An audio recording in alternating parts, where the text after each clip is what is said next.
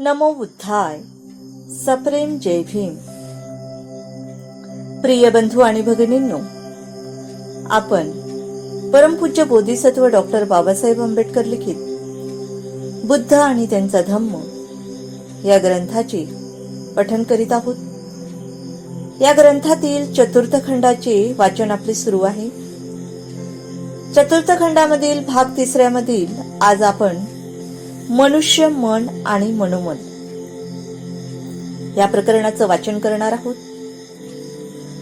तत्पूर्वी आपण माझे चॅनल जर का सबस्क्राईब केलं नसेल तर सबस्क्राईब करून घ्या आणि हो, बेल आयकॉनवर क्लिक करायला विसरू नका, जेणेकरून आपणास नवनवीन अपडेट मिळण्यास सुलभता होईल.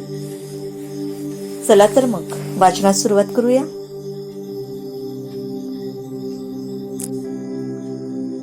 मनुष्य, मन आणि मनोमन. मन घडविते तसा मनुष्य होतो. जो सत आहे त्याचा शोध मनाला करायला लावणे हा संस्कार पुण्यमार्गातील पहिले पाऊल होय. बौद्ध जीवन मार्गाची ही मुख्य शिकवणूक आहे. मनुष्याच्या सर्व व्यवहाराचे उगमस्थान मन आहे. त्याचे सर्व व्यवहार मनप्रधान आहे.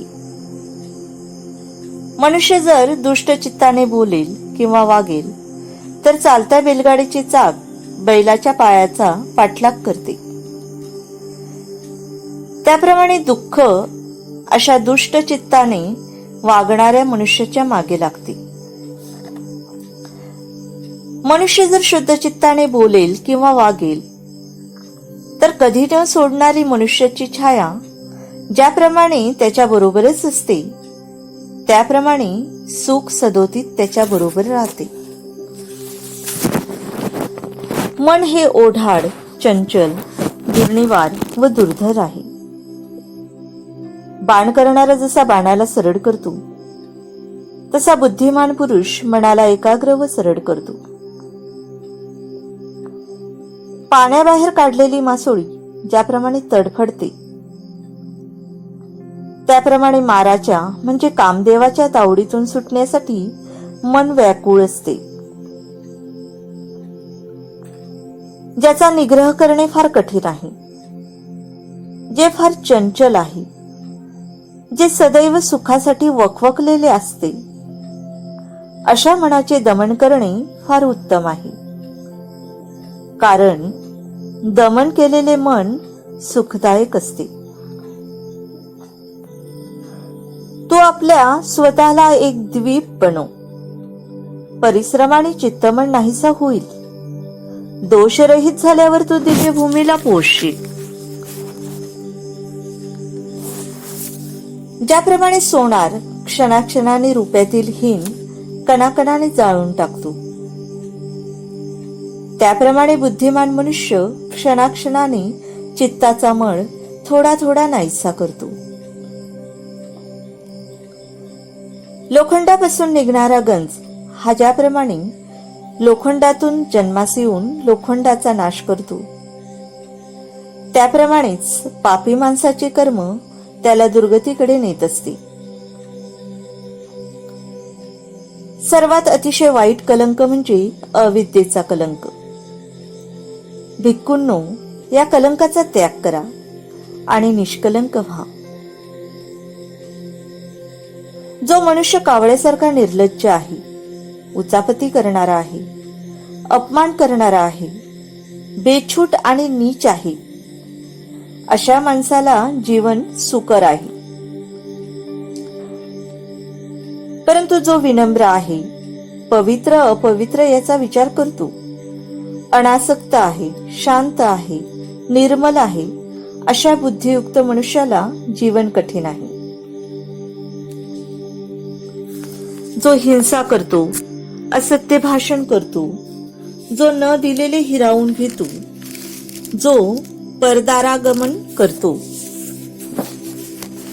आणि जो मनुष्य उन्मादक मद्यपानात मग्न राहतो, तो मनुष्य इहलोकी आपले थडगे खणीत असतो. माणसा, हे लक्षात ठेव, संयम घेण्याची स्थिती चांगली नव्हे. लोभ आणि पापकर्म तुला चिरकाल दुःखात लोटणार नाहीत याची काळजी घे. जग आपल्या श्रद्धेप्रमाणे किंवा इच्छेप्रमाणे फळ देत असते. जर मनुष्य दुसऱ्याला दिलेल्या अन्न पाण्याबद्दल मनात जळत राहिला तर त्याला दिवसा अथवा रात्री कधीही विश्रांती लाभणार नाही. परंतु ज्याच्या मनातून या असल्या विचारांचे निर्मूलन झाले आहे त्याला दिवसा आणि रात्री केव्हाही विश्रांती लागते.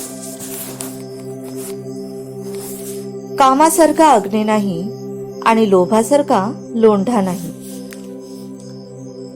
परदोष हे सहज दिसतात, परंतु स्वतःचे दोष क्वचित दिसत असतात.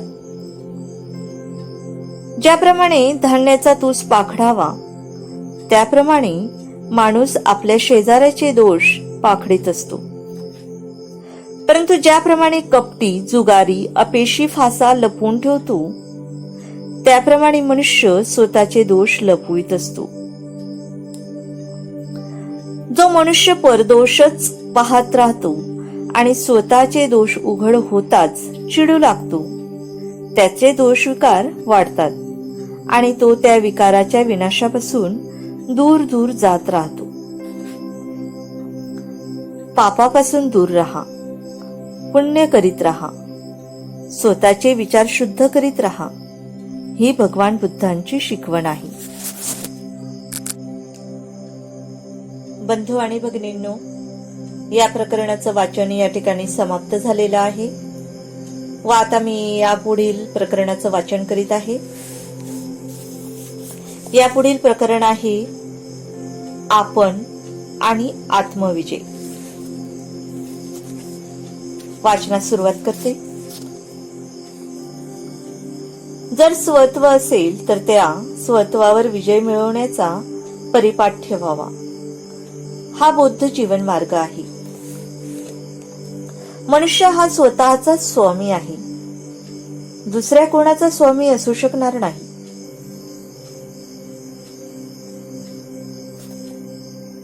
मनुष्य जेव्हा स्वतःचा संयम करू शकतो तेव्हा त्याच्यासारखा स्वामी मिळणे कठीण आहे.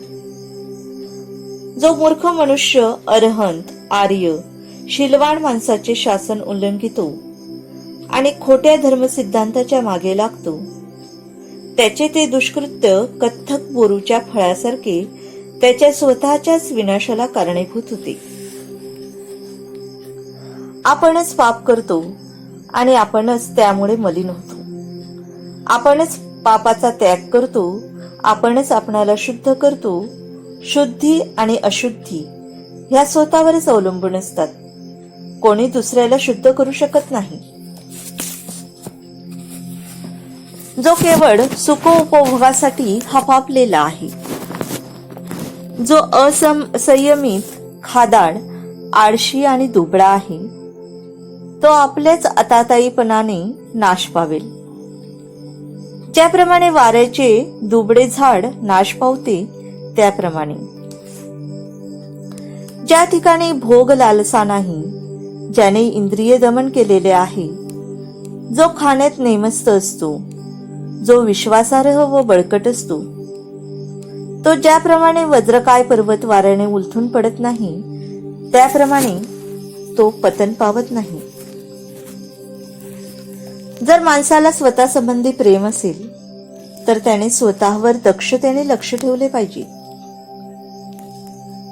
प्रथम स्वतःची सन्मार्गावर स्थापना करावी, मग दुसऱ्याला त्याचा उपदेश करावा. शहाण्या माणसाने स्वतःला दोष लागेल असे वर्तन करता कामा नये. स्वतःचे दमन करणे हे फार कठीण आहे असे म्हणतात. जर माणूस दुसऱ्याला ज्याप्रमाणे उपदेश करतो त्याप्रमाणे स्वतः वागला तर असा आत्मसंयमी हाच खऱ्या दुसऱ्यावर स्वामित्व गाजवणारा होऊ शकतो. स्वतः केलेल्या पापाबद्दल स्वतःलाच भुर्दंड भरावा लागतो. माणूस स्वतःला स्वतः शुद्ध करू शकतो, तेथे दुसरा कोणी शुद्ध करण्याला येत नाही. युद्धात शेकडो वीरांना जिंकणारा परमवीर नसूर तो आत्मविजय मिळवतो तोच परमवीर होय. प्रथम स्वतःचीच सन्मार्गावर स्थापना करावी व मग दुसऱ्याला त्याचा उपदेश करावा. शहाण्या माणसाने स्वतःला दोष लागेल असे वर्तन करता कामा नये. स्वतःचे दमन करणे हे फार कठीण आहे असे म्हणतात. जर माणूस दुसऱ्याला ज्याप्रमाणे उपदेश करतो त्याप्रमाणे स्वतः वागला तर असा आत्मसंयमी हाच खऱ्या दुसऱ्यावर स्वामित्व गाजवणारा होऊ शकतो. मनुष्य हा स्वतःच स्वतःचा संरक्षक असतो. त्याला दुसरा कोण संरक्षण असणार? जो स्वतःच स्वतःचे रक्षण करू शकतो त्याला स्वतःसारखा दुसरा संरक्षण मिळणे दुर्लभ आहे. जर माणसाला स्वतः संबंधी प्रेम असेल तर त्याने स्वतःवरच दक्षतेने लक्ष ठेवले पाहिजे. स्वतः केलेल्या पापाबद्दल स्वतःलाच भूर्दंड भरावा लागतो. माणूस स्वतःलाच स्वतः शुद्ध करतो. तेथे दुसरा कोणी शुद्ध करण्याला येत नाही. मनुष्य हा स्वतःचा संरक्षक असतो. त्याला दुसरा कोण संरक्षक असणार? जो स्वतः स्वतःचे संरक्षण करू शकतो त्याला स्वतःसारखा दुसरा संरक्षक मिळणे दुर्लभ आहे. बंधू आणि भगिनींनो, आजच्या प्रकरणाचा वाचनाचा भाग देखील या ठिकाणी संपूर्णपणे समाप्त झालेला आहे. आपणास माझा हा ऑडिओ आवडल्यास लाईक करा आणि शेअर करायला विसरू नका, जेणेकरून आपल्या माध्यमातून धम्माचा प्रचार आणि प्रसार करण्यास मदतच होईल. तर भेटूया आपण नवीन प्रकरणासह. नमो बुद्धाय. जय भीम.